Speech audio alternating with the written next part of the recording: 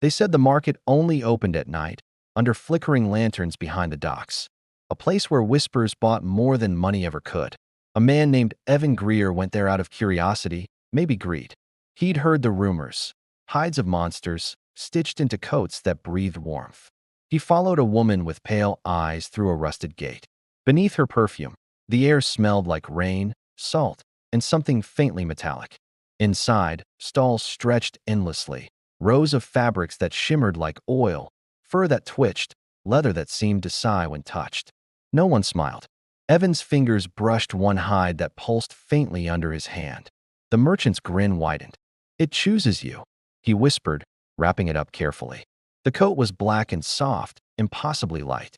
When Evan tried it on, warmth flooded through him, like being hugged by something older than memory.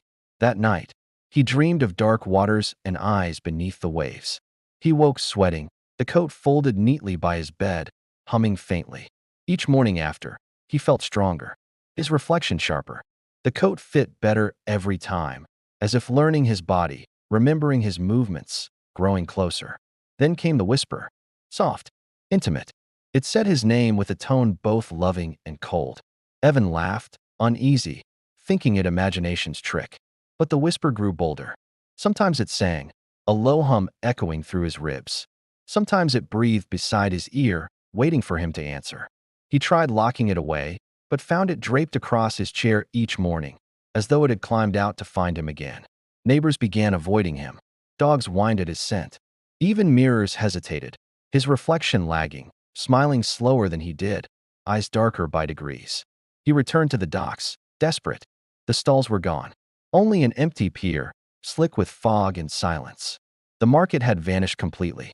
The whisper changed then. It no longer just called his name. It pleaded. It said it was cold, hungry, lost without him. Almost human. Evan tore at the coat, but his hands met skin. His own. The seams had vanished. The hide was him now, stitched deeper than bone. In panic, he stumbled through the streets, shouting for help. People only saw a man in rags talking to himself, shaking under invisible rain. The coat murmured gently, like a lullaby. "Don't be afraid. You wore me, now I'll wear you. We'll never be alone again." He collapsed near the harbor, trembling. For a moment, he thought he saw faces in the tide. Other buyers, other souls who'd made the same deal. But something shifted in the whisper's tone, less hunger, more sorrow. It said it once belonged to a creature that only wanted to feel warmth again. Evan stopped struggling. Slowly he spoke to it, asked what it remembered, who it was before the market. The coat answered in trembling breaths. It spoke of deep seas, of loneliness, of being hunted for its skin, of centuries beneath ice, dreaming of sunlight it never touched. He realized the monster wasn't evil. It was broken, desperate for touch, for someone who didn't fear its form.